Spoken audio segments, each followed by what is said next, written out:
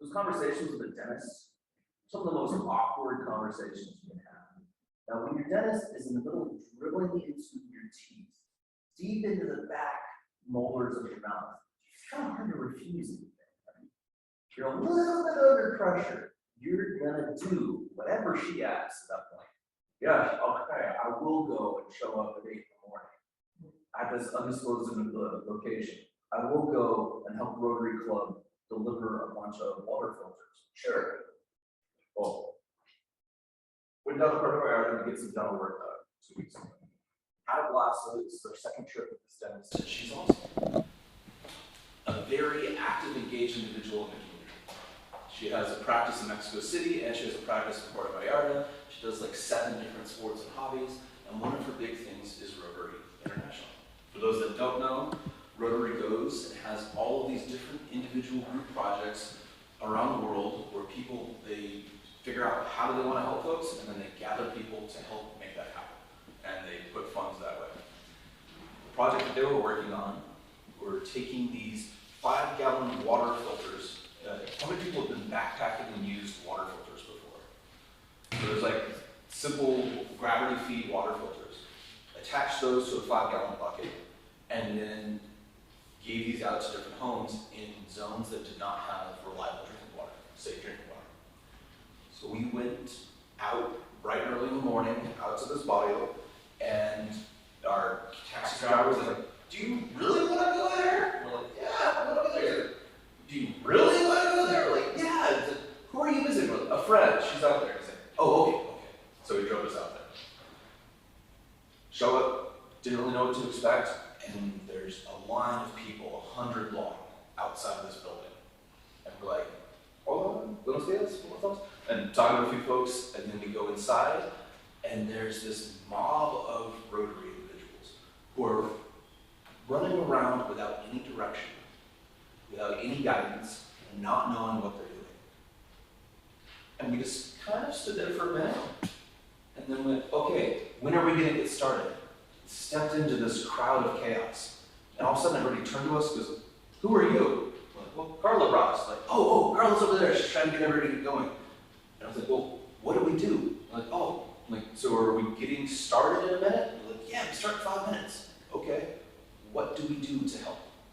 I'm like, "Oh, maybe we should tell people. You're seeing these light bulbs go off." So you had a bunch of people that were active and cared, but nobody was leading. So going in and just asking that question, they're like, "Oh, people don't know what's going on." So a little prompt was like, "Could we meet right here with everybody and do a little bit of like lay out what's going on?" And like, "Oh yeah." So we had 3 people go, and they finally start giving us direction. Like, "Who wants to volunteer?" So Heather and I and one other guy did. So we get shepherded to this back cave, the assembly cave, where we're putting together these buckets and trying to show the individuals who are getting the buckets how to do it. And Carla goes, "John, your Spanish is great, right? You can speak Spanish." I'm like, "No, I can't. I have a few words here and there, and I can read a little bit. I don't understand enough." So I didn't get voluntold into helping people fill out a bunch of paper and registration. I don't know enough Spanish to do so. But I was right on my comfort zone. I knew enough to communicate very basic principles of how to assemble and disassemble these water filters. And then, so we did this, we had a rolling mill of people go through, and then they went into a classroom where they had about a 20-minute presentation with somebody who's extremely fluent in Spanish, telling them how to do this and answer the questions, so that they could use this filter for years to come. I think a very cool opportunity. And with it, we had the chance to see leadership in action and see toxic leadership in action too. The main leader of the group was this very tall lady who loved to take pictures and make sure there was lots of pictures, but she didn't really direct people to where they needed to go.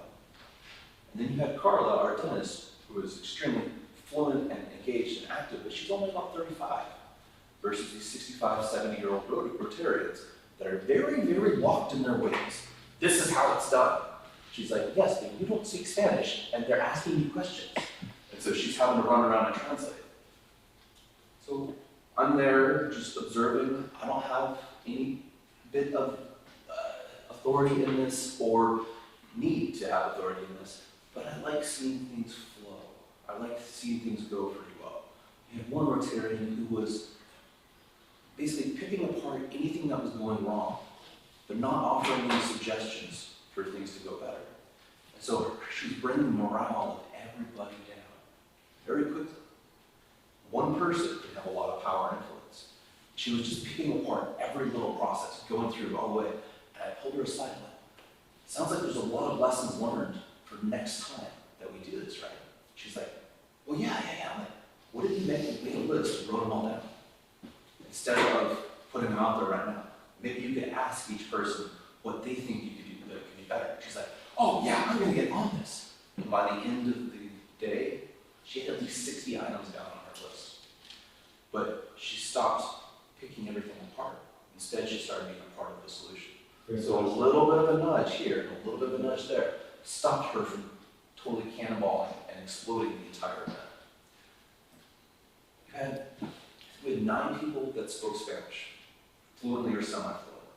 We had 2 or 3 like me that barely had a little grasp, and the rest only spoke English. We had over 300 people plus their children roll through this event. As they're getting these buckets and figure out how to do it, they had lots of questions. They also were being slightly patronized by the Rotarians. One lady was like, you don't need to show people how to take this apart and put it back together. They're just going to put water through it and that's it. This is going to become a household essential for them. They need to know the ins and outs of exactly how to work with it. And she fought me for about 30 seconds. I'm like, show me how you would fix this if something went wrong. So asking somebody to demonstrate what somebody else is definitely going to have to deal with in the future. She shut up and she walked away and she didn't talk to me for the rest of the day.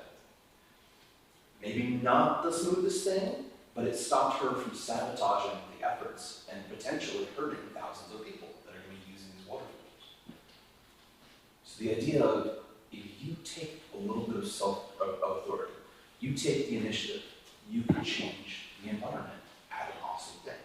We had a ton of people who cared, who wanted to help a lot of people who needed help. And they had the materials to do it.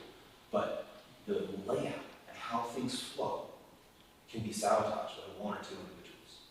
Now, it can also be strengthened by 1 or 2 individuals.